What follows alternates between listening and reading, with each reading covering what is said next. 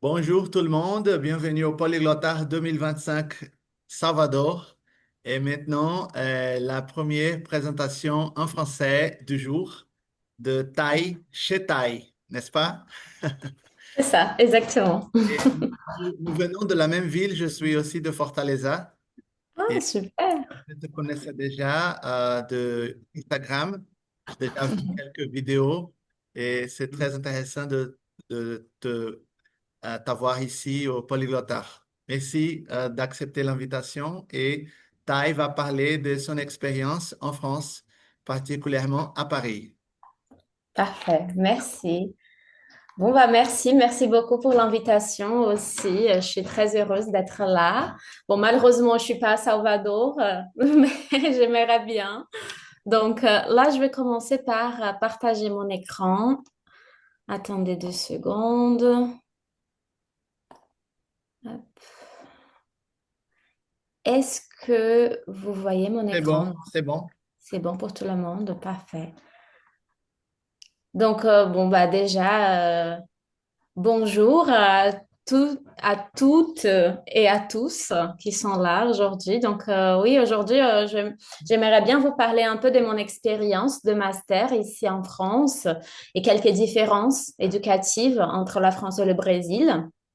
Donc, je préparais ces petits diapos ici pour vous, pour que vous puissiez suivre quand même mieux. Donc là, je vais vous introduire un peu, je fais à la française, hein. J'explique le plan et après on parle là-dedans. Donc, je vais partir sur une petite introduction un peu avant la France aussi, mon expérience de master, les différences que moi personnellement j'ai trouvées ici dans l'enseignement, quelques conseils pratiques si vous voulez quand même partir en France peut-être un jour pour faire un master ou même pour faire des études en général, et une petite conclusion et si jamais vous avez des questions, n'hésitez pas. D'accord? Bon, donc déjà, qui suis-je, n'est-ce pas? Là, je suis là en train de vous parler. Mais bon, moi, comme Juliana a dit, mais je viens de Fortaleza. Je m'appelle Tayane. Donc, je suis brésilienne. Je viens de Fortaleza, au Ceará. Et mon parcours académique, en fait, je vais plutôt mettre par rapport à la langue française. Est-ce que je peux... Non, si je fais ça... Attendez, j'essaye de vous voir en même temps que je présente là, hein. Je ne sais pas si je partage tout mon écran. Euh, Non, c'est bon, désolée. Donc, je disais que j'ai commencé en fait à apprendre les français au lycée à Fortaleza, dans un lycée public. Je ne savais même pas qu'il aurait cette matière. Je suis arrivée comme par hasard dans une salle où il avait le français. Dans ce lycée, il avait trois langues, donc l'anglais, l'espagnol et le français, dont deux étaient obligatoires. Donc, soit l'anglais et le français, soit l'anglais et l'espagnol.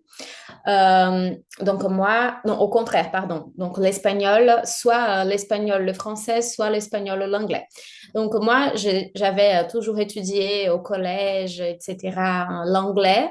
Donc là, je me trouvais dans une salle de français zéro. Donc ça a été très, très intéressant parce que franchement, moi, j'avais jamais entendu parler du français. Ou je croyais, en tout cas, j'avais zéro contact avec la langue, la culture française. Mais ça m'a passionnée dès les débuts.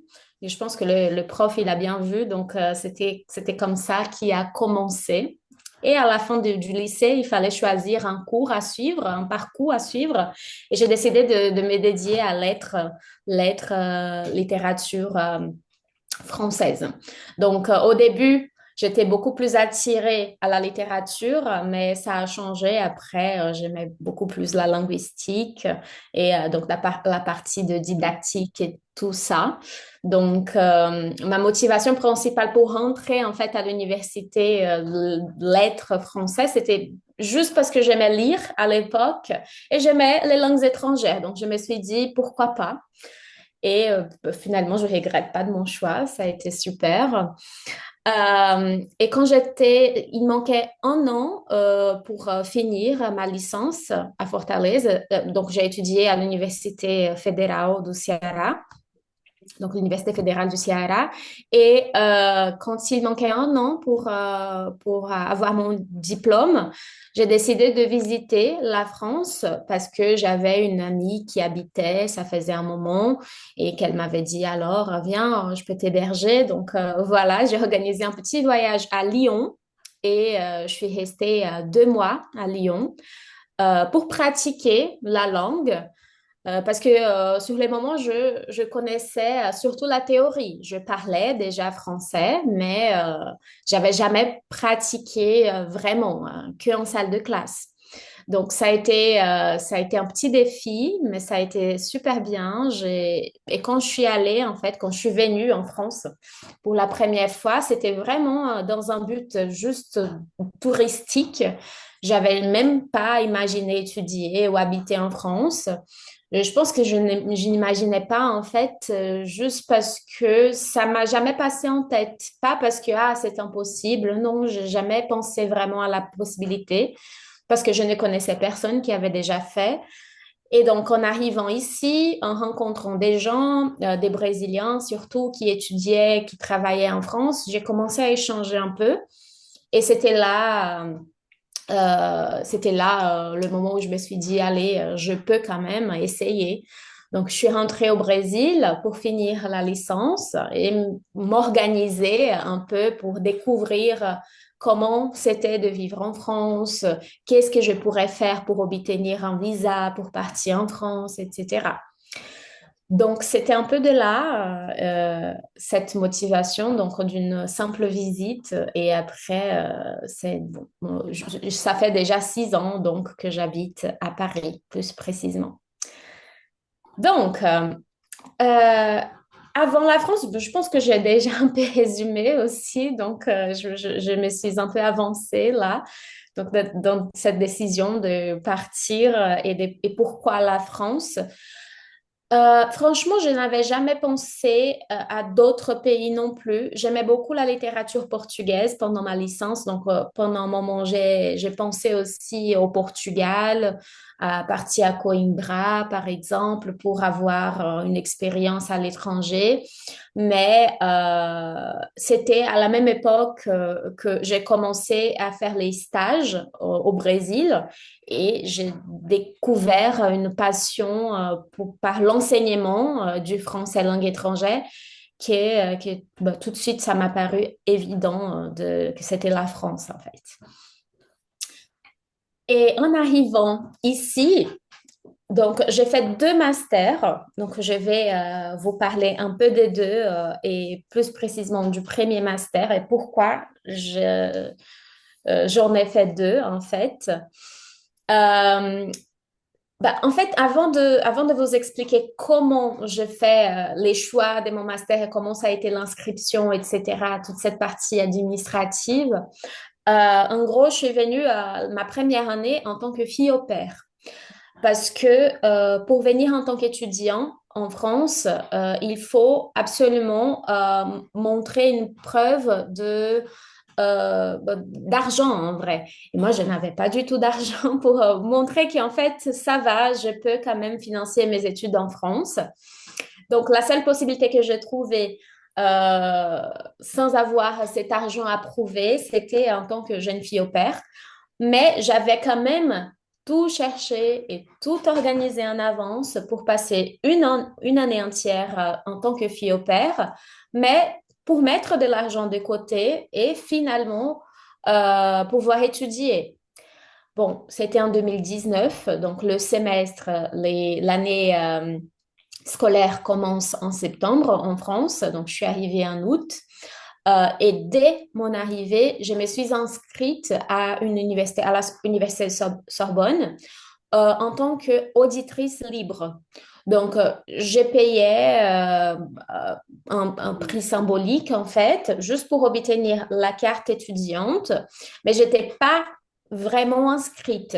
Donc, j'avais la carte étudiante pour avoir accès à l'université, à la bibliothèque et avoir accès aux cours, mais je n'étais pas dans la liste des étudiants, je ne faisais pas les examens ni rien.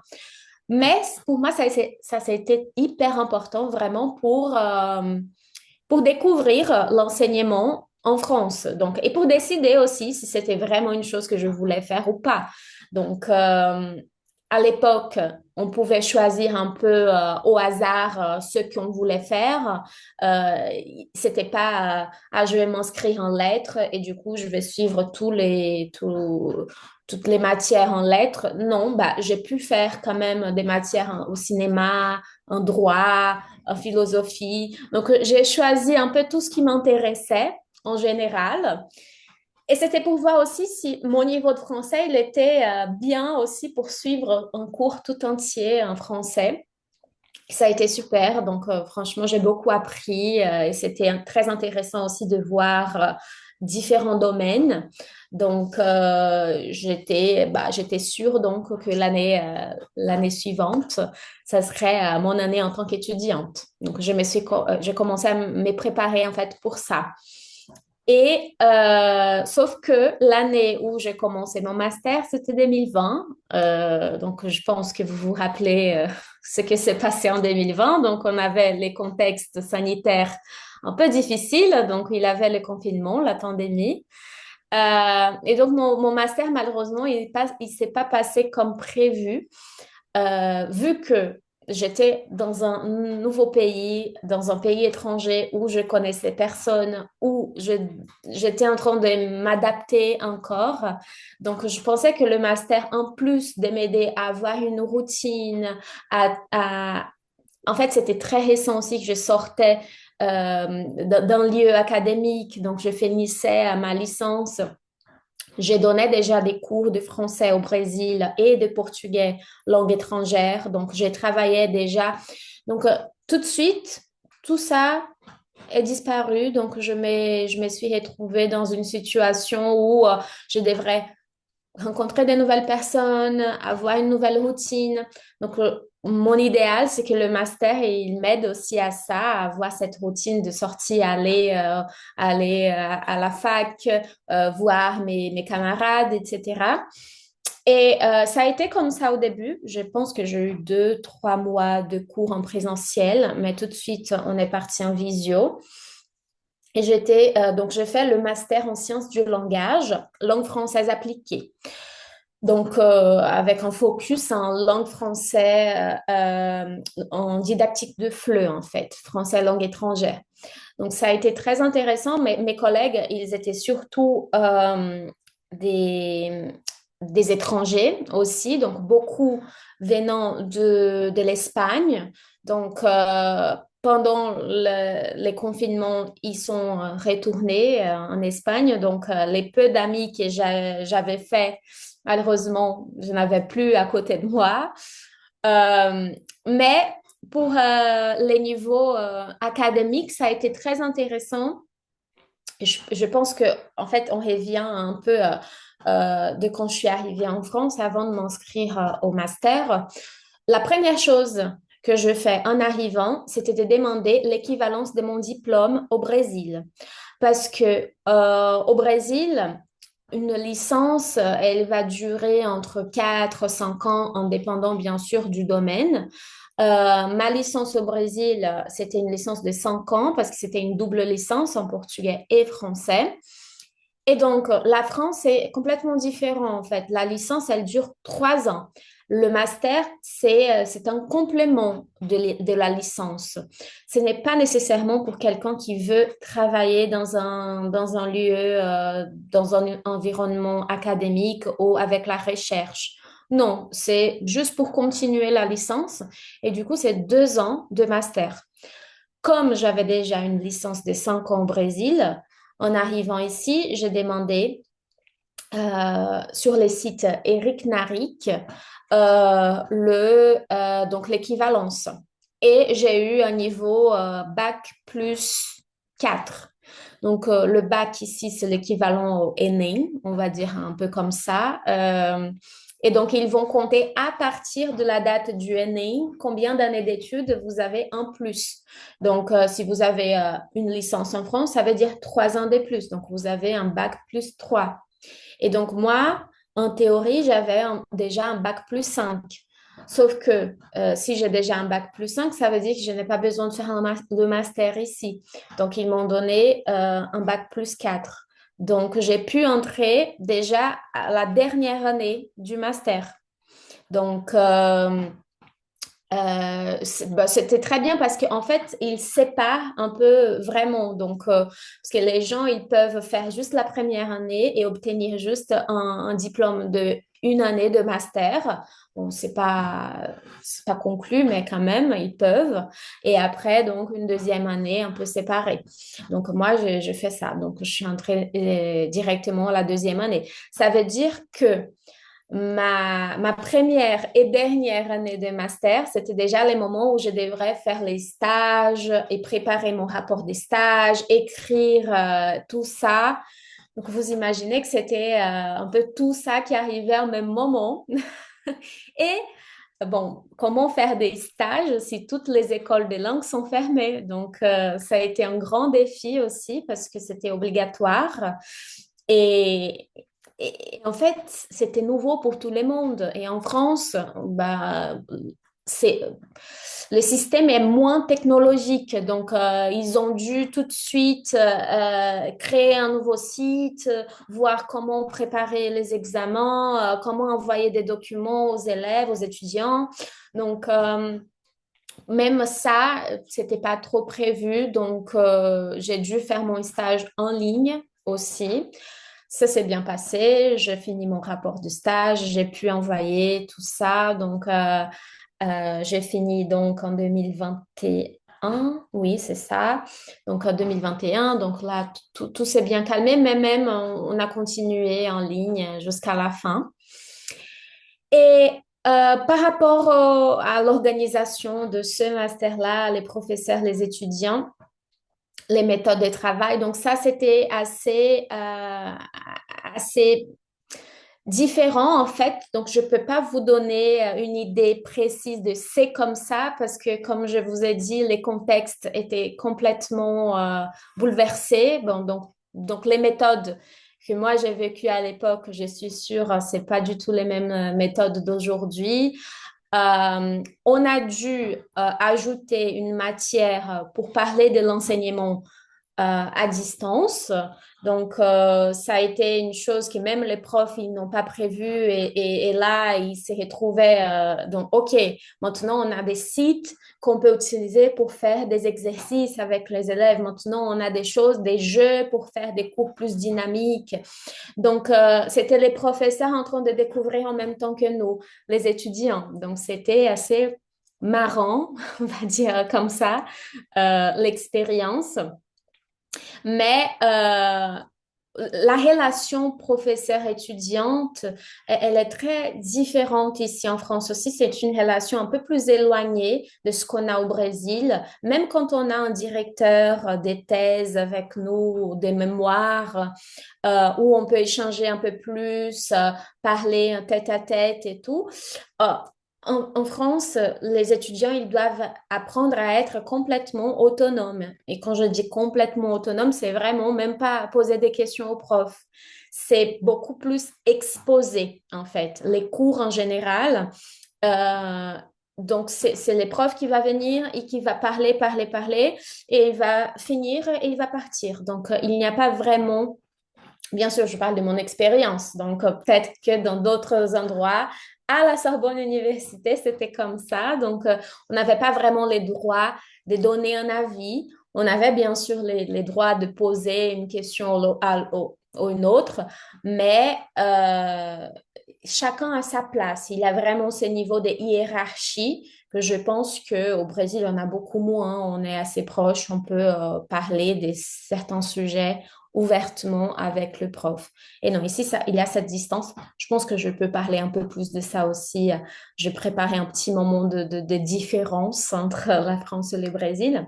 Mais, euh, mais par exemple, je n'ai pas, à la fin de ce master-là, j'ai contacté la directrice du master pour demander un avis sur les doctorats, sur les laboratoires, que le doctorat en France, c'est aussi un peu différent le système qu'au Brésil. Et en demandant quel laboratoire de linguistique je pourrais contacter, elle m'a juste dit, je ne sais pas. Et moi, j'ai trouvé ça étonnant que la directrice du master de la Sorbonne n'a aucune information sur le doctorat. Bon, bien sûr, peut-être elle en a, hein, mais bon, elle n'a pas voulu partager ou moi, j'étais pas à ma place là en parlant avec elle. Donc, c'était une sacrée expérience, comme vous pouvez voir. Et c'est pour ça que j'ai décidé donc de faire un deuxième master pour avoir une autre expérience dans un contexte un peu plus normal, entre guillemets. Donc, en allant en présentiel, en pouvant discuter un peu plus avec mes camarades, les autres étudiants, en commençant du début. Donc, cette fois-ci, j'avais choisi donc le master en études romanes, le portugais. Donc, comme je vous ai dit, ma licence au Brésil, c'est une double licence, donc portugais et français. Et donc, au Brésil, j'étais déjà prof de français langue étrangère et portugais langue étrangère. Donc, ma motivation, en fait, mon but avec ce premier master, c'était plus un but personnel qu'un but professionnel. Euh, les deuxièmes, c'était les contraires parce que je me disais, maintenant que je suis déjà en France, ça fait un moment, plus de 2 ans déjà, je veux savoir, je veux connaître le marché du portugais en France. Parce que je ne sais pas si vous savez, mais la plus grande communauté d'immigrés en France, c'est des Portugais. Donc, il y a certaines villes à côté de Paris, par exemple, que le portugais, il est enseigné au lycée. Donc, je voulais découvrir un peu plus de ça, voir, discuter même, voilà, ce contexte du portugais, la littérature, etc., en France. Et pour cela, ça a été vraiment super parce que j'ai découvert plusieurs professeurs français qui ont traduit des livres de Guimarães Rosa, par exemple, au Brésil. Donc, j'ai eu contact avec des personnes de ce domaine-là, du portugais en France. C'est vraiment, vraiment très intéressant, en fait. Donc, j'ai eu des professeurs qui sont vraiment investis dans, dans les universités au Brésil même. Et il a eu un peu de tout. J'ai eu des professeurs français qui donnaient des cours en portugais et j'ai eu des professeurs brésiliens et portugais qui donnaient des cours en français et ça se mélangeait énormément. Donc, et là, une autre différence très importante de ces deux masters, c'est que le premier, c'était un master professionnel. Et le deuxième, c'était un master en recherche. Donc, le premier, j'ai dû faire un stage et valider mon diplôme avec un rapport de stage. Et le deuxième, non, j'ai dû faire un mémoire, donc faire des recherches et j'ai fait et deux recherches différentes dans la première année et la deuxième année. Donc, on peut mettre le sujet un peu ensemble, euh, mais il faut que la problématique soit différente aussi. Donc, c'était une chose un peu nouvelle pour moi aussi parce que je n'avais jamais fait de la recherche. Donc, j'ai dû apprendre à faire de la recherche en France. Et ça, c'est très bien aussi en France parce que je pense qu'une grande différence aussi entre la France et le Brésil dans l'enseignement en général, c'est que la France est très théorique. Ils aiment beaucoup lire les documents, etc. Tout est très, très théorique. Pour cela, ils ont des histoires et des histoires, donc il n'y a pas de problème. Et nous, on a une culture beaucoup plus orale aussi. Donc, le partage, il s'est fait à l'oral aussi. Et on valorise peut-être un peu plus, ça a été comme ça en tout cas dans mon université à Fortaleza, la pratique. Donc, on est plus dans l'acte vraiment et moins dans la théorie. Donc, on utilise la théorie pour mettre en pratique. Et ici, c'est plutôt, on utilise la théorie pour créer d'autres théories. En fait, on continue à cela. Donc, Donc, ça a été nouveau pour moi et de m'adapter aussi à ça, en fait. Mais mon directeur de mémoire, il est brésilien, il vient de Recife. Donc, ça a été un peu plus tranquille de travailler avec lui parce qu'on connaissait bien les méthodes l'un de l'autre. Donc, il connaissait bien la culture brésilienne vu qu'il était brésilien. Donc, c'était vraiment deux expériences complètement différentes et bah, riches dans plusieurs choses, chacune avec, bon, avec les différences. Hein. Je ne trouve pas un autre mot. Hmm. Bon, je passe ici. Donc, en continuant cette chose, je pense, c'est ce thème-là de différence entre Brésil et France. Déjà, on a cette différence dans la structure des études. Donc, comme je vous ai dit, la licence, les niveaux licence au Brésil et en France, c'est pas pareil. Donc, on a une licence un peu plus longue, ce qu'en France, on appelle une maîtrise. Euh, Pardon, je vais revenir ici quand même dans l'autre, parce que je vous ai parlé de l'expérience, mais je n'ai pas parlé de la partie administrative. Je pense que ça vous intéresse aussi quand même.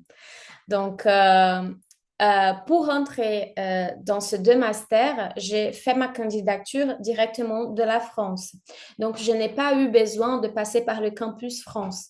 Ça, c'est une étape importante parce que si on fait l'inscription et la candidature à partir du Brésil, on est obligé de passer par campus France pour déjà pour s'inscrire et aussi pour obtenir les visas. Comme j'habitais déjà en France, je n'ai pas eu besoin de passer par cela. Du coup, le système, il est complètement différent. Donc, j'ai dû faire exactement la même inscription que des Français, ils le font. Donc, j'ai fait par le site e-candidat. Je pense que j'ai même mis... non. Ah, voilà. J'avais passé.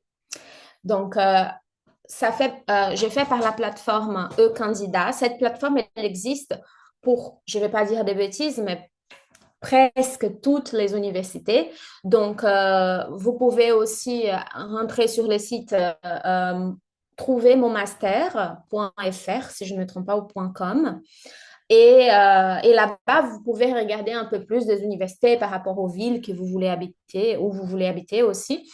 Et donc là, vous pouvez simplement mettre les noms de l'université, candidat pour voir s'il existe la plateforme.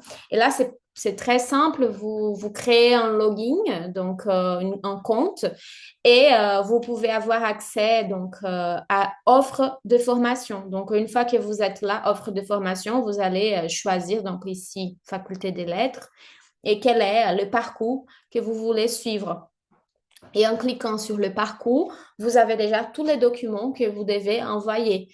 Et la date aussi, donc ici à côté, donc la capture d'écran, je n'ai pas fait en grand, mais à côté ici aussi, il y a la date de jusqu'à quand vous pouvez envoyer vos documents. Donc, normalement, ça ouvre en avril, mai, donc les candidatures. Ça, c'est différent aussi. Le Campus France, il commence un peu plus tôt. Euh, et vous avez besoin d'un niveau, d'un examen pour montrer votre niveau de langue. Ça peut être le TCF, le DELF, le DALF. Ça va dépendre. Normalement, le niveau exigé minimum, c'est B2. Je connais quelques copines qui, dans leur université, le niveau exigé, c'était B1. Donc, à voir vraiment. Comme moi, je suis partie dans un master en linguistique du français. Donc, le niveau minimum exigé, c'était C1. Donc, j'ai dû passer le DALF et donc, on doit mettre aussi ces documents-là pour faire l'inscription une fois que vous êtes accepté. Donc, je ne sais pas comment ça se passe pour le Campus France, mais franchement, ce système-là, il est assez facile. Une fois que vous avez envoyé tout, que vous avez tout envoyé, vous allez recevoir un mail en disant si vous étiez avec une lettre pour dire si vous êtes accepté ou pas. Et là, une fois que vous avez cette lettre, vous allez commencer l'inscription administrative. Dans l'inscription administrative, vous allez envoyer encore d'autres documents, comme par exemple la pièce d'identité, les relevés des notes, par exemple. Moi, j'avais tout traduit, donc traduction assermentée de relevés des notes de la licence, votre bac. Donc, pour le bac, ils acceptent, comme je vous ai dit, le bac, c'est un peu comme au NA. Donc, ils acceptent soit les notes de NA, soit la traduction de votre certificat de conclusion du lycée. Et une fois que vous avez ça, vous avez envoyé tout ça aussi, il y a aussi un petit montant à payer, c'est de la CEVEC qu'on appelle. La CEVEC, à mon époque, c'était 90 euros l'année. Aujourd'hui, c'est 100, 103 euros, quelque chose comme ça. Donc, ça veut dire, c'est pour la vie d'étudiant. Donc, c'est pour fabriquer la carte d'étudiant, c'est pour avoir accès à la bibliothèque, etc., etc. En plus de ça, il faut payer aussi l'université. L'université, elle est 250 euros par an. Donc, c'est pas très cher en vrai. Même si on fait la conversion, je pense que ça fait un peu plus de 1000 reais l'année entière.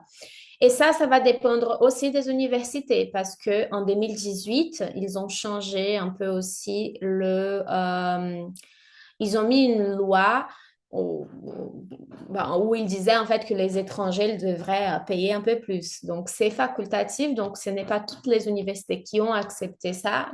Donc, la Sorbonne Université, elle n'a pas accepté. Mais il y en a d'autres que oui. Donc, de 250, vous pouvez payer 4 000, 7 000 euros par an. Donc, ça, c'est une somme assez conséquente. Donc, ça change un peu. Et donc, une fois que vous avez finalisé l'inscription administrative, là, il aura l'inscription pédagogique. Et oui, la France, voilà, plusieurs étapes et tout avant de vraiment commencer les cours. Et donc, l'inscription pédagogique, c'est là où vous allez choisir les matières, ce que vous allez faire dans le semestre et tout. Et je me rappelle que c'était assez tranquille parce que ici, les étudiants, ils peuvent travailler. Donc, ça veut dire que nous, en tant qu'étrangers, immigrants en France, si on a un visa étudiant, on peut travailler 25 heures par semaine. Donc, pour les cours, ça va. Je ne me rappelle pas d'avoir des cours toute la semaine. Parfois, ça s'est concentré dans une seule journée. Donc, je n'avais pas cours ni lundi, mardi, mais le mercredi, c'était toute la journée. Et donc, les autres, c'était plus tranquille aussi. Donc, ça me permettait d'avoir quand même une certaine flexibilité pour gérer d'autres choses. Et ce n'est pas très commun pour les Français, pour les étudiants français, de travailler en même temps que de faire les études. Donc, bon, moi, j'en avais besoin pour continuer, sinon, ce n'était pas possible. Mais c'est assez rare. Donc, c'est moins dans la culture comme nous que je pense que c'est normal. Tout le monde travaille un peu dès qu'ils sont à l'université. Bon, donc en revenant ici sur la différence entre Brésil et France, donc je pense que la partie structure, je vous ai déjà un peu parlé. La relation prof-étudiant, donc cette relation d'autonomie, elle est quand même très, très importante. Donc, et ça, je pense que si vous êtes habitué à, par exemple, si vous avez un examen la semaine prochaine sur un livre, euh, sur tel livre, les livres X. En fait, vous n'allez pas attendre que les profs ils vous envoient les livres, qu'ils puissent vous expliquer un peu plus. Non, ben, le moment c'est dit, c'est dit. C'est à vous d'aller chercher les livres, voir de quoi vous allez parler. Donc, c'est vraiment, bah, c'est bien d'un côté parce que donc l'essence de liberté, pas de liberté, mais d'indépendance aussi dans ce sens-là et de responsabilité, ça augmente. Mais je pense que ça manque quand même un petit regard, une petite aide de savoir comment, ben, est-ce que je fais bien ou pas. Donc, ça peut vous arriver j'ai vu avec des collègues d'arriver et présenter une chose et les profs disent, bah, ce n'est pas du tout ce que je voulais. Mais en fait, on est là comme ça, mais on ne sait pas ce que vous voulez, en fait. Vous avez pas dit, en fait. Donc, ça, je pense que c'est la plus grande différence. Les évaluations et les examens, donc ça, il n'y a pas une règle non plus. Donc, j'ai eu des matières où c'était juste un exposé oral. Donc, à la fin du semestre, je présentais un peu ce que moi j'avais appris au semestre et j'ai choisi c'est un thème qui a été étudié pendant le semestre pour le présenter. Sinon, pour le premier master, j'ai eu quand même des examens plus traditionnels où tout le monde était fermé dans une salle et personne ne pouvait regarder à côté. On était là avec une feuille en train de faire les choses. Donc, ça va vraiment dépendre de vos profs en général. Et il y a aussi ce qu'on appelle les contrôles continus. Donc, vous allez juste faire des exercices et chaque exercice, ça vaut quelques points et à la fin, on va tout sommer et ça va être votre note finale. Donc, ça change énormément. Bon, je pense que je parle un peu trop là. Vous me dites si j'ai encore le temps là, hein. Donc, ça va, je peux continuer. Nous avons très peu de temps maintenant et aussi il faut laisser un peu pour les questions. Ok, pas de souci. Donc, je vais juste voir ici. Donc, je vais juste finir dans 2 minutes pour quelques conseils. Donc, si vous voulez vraiment venir étudier en France, je vous conseille vraiment de vous préparer au moins un an en avance. Dans cette préparation, je ne veux pas dire seulement financière, mais prenez le temps de bien connaître l'université où vous voulez candidater, quelles sont les matières que vous allez étudier, quels sont les documents exigés. Pensez aussi à avoir un plan A, un plan B, un plan C, etc. Parce qu'une fois en arrivant aussi, vous pouvez avoir des aides du gouvernement en tant qu'étudiant. Donc, comment demander ces aides-là financières? Vous pouvez aussi demander des résidences pour les étudiants aussi. Donc, franchement, pour tout ça, c'est très bien organisé. Vous pouvez aussi chercher des bourses. Moi, personnellement, je n'avais pas des bourses, malheureusement, mais c'est une possibilité aussi d'arriver déjà avec une bourse. C'est très, très bien. Et la préparation culturelle, parce que les chocs culturels, ça existera, ça c'est sûr. On n'est jamais prête, mais c'est bien de chercher un peu avant, si vous savez que c'est une décision à prendre. Bah, c'est tout, hein, donc merci.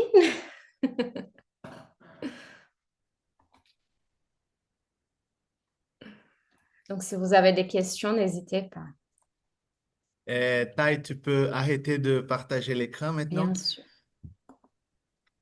Et j'ai une question. Si tu as un bac+3, tu peux déjà être prof de français dans une école ou à l'université ou il faut avoir bac+5? Il faut avoir, très bonne question. En fait, il faut avoir le bac+5. Ici, comme je vous ai dit, donc le master, c'est une continuité de la licence. Donc, nous, au Brésil, normalement, on finit la licence, on peut déjà arriver au marché du travail. En France, non, en fait. Il faut un master, si vous voulez. Donc, pour les études supérieures conclues, le master, il est presque obligatoire, en fait. Donc oui, si on veut travailler dans le domaine, il faut un bac+5. Mais à voir aussi avec l'école, l'entreprise, parce que la France, franchement, rien n'est sûr à 100%. Il faut toujours voir avec quelqu'un qui dit une chose après un autre. Donc, mais normalement, oui, un bac+5, c'est Ah, ok. l'exigé. Et est-ce qu'il y a des questions de l'audience, s'il vous plaît? Samuel, il a une question. Parfait. Samuel, por favor. Salut, je m'appelle Samuel, j'ai une question. Avant, avec les amis ici à Polyglotta, on a parlé sur un peu de jugement des Français avec le niveau des étrangers ou avec eux-mêmes, en fait, qu'ils corrigeaient eux-mêmes quand ils parlent. Et j'aimerais bien savoir qu'est-ce que tu as remarqué sur ça, si c'est vrai, cet stéréotype, si c'est c'est une chose qui arrive souvent. Aussi, les gens, ils sont pas très, ils ne jugent pas trop. Comment tu te sens avec ça?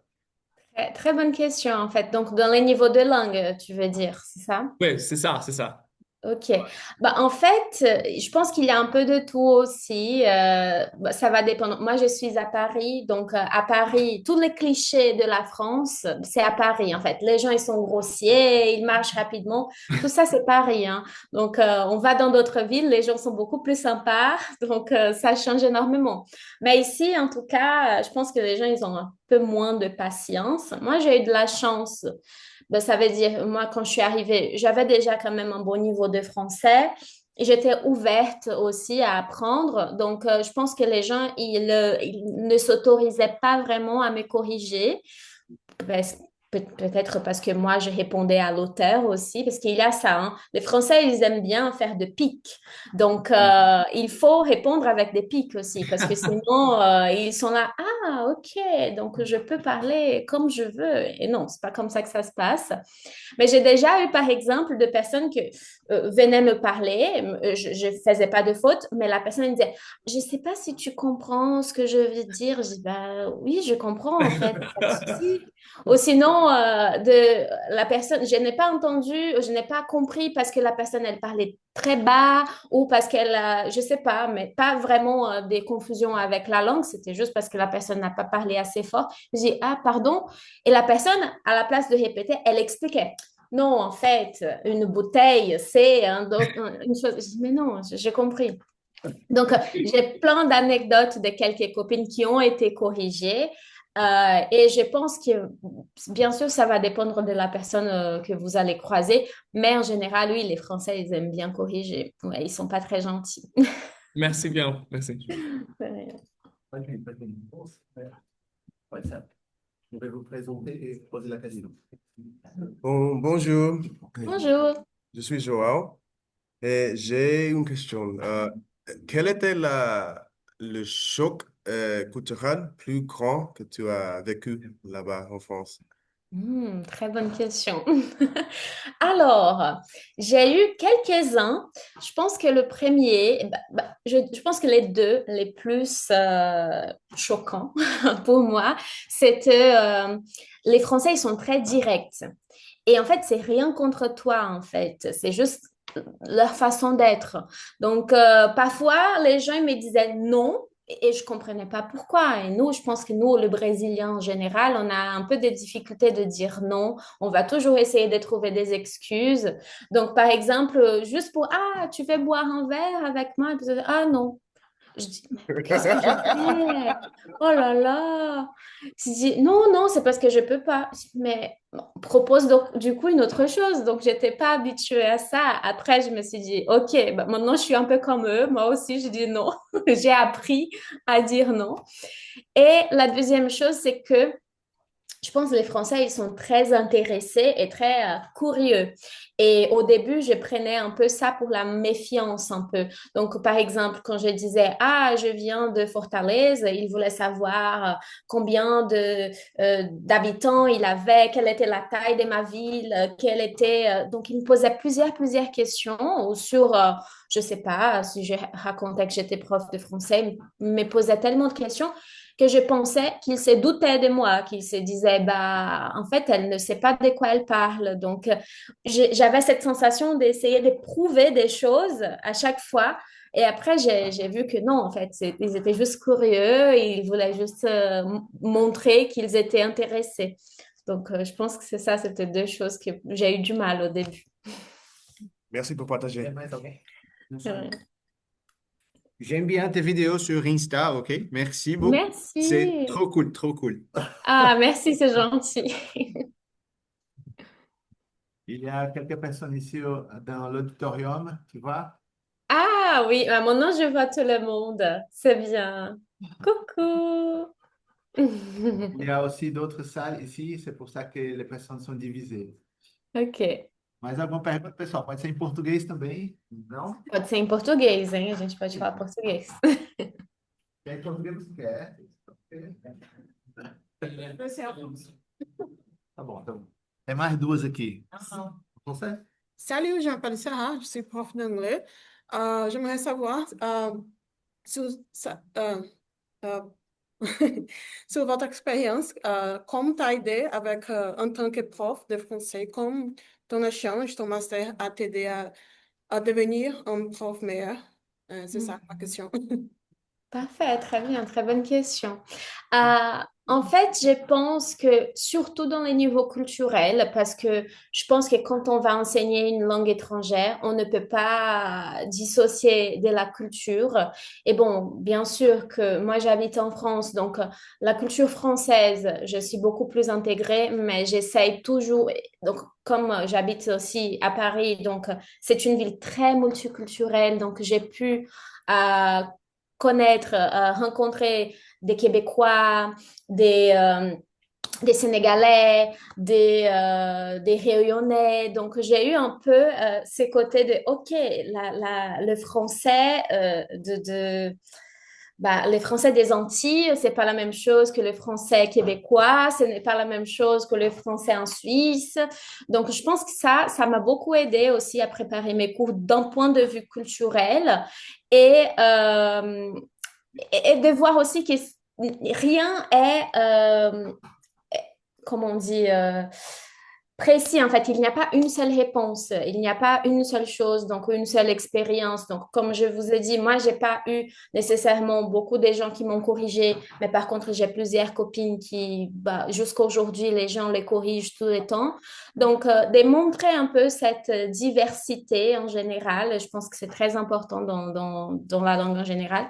Et pour l'enseignement de portugais, ça m'a surtout aidé à voir, à ouvrir cette possibilité de comment le Brésil l'a vu aussi en France, comment la langue portugaise aussi, parce que je pense que différemment des États-Unis, par exemple, les personnes, elles ont moins cette idée que le Brésil parle espagnol, par exemple. Donc, ici, ils savent qu'ils parlent portugais, mais, mais souvent, ils ne connaissent pas beaucoup plus. Donc, c'est intéressant aussi de voir ce regard sur notre pays et ça m'aide aussi dans mes cours, ça c'est sûr.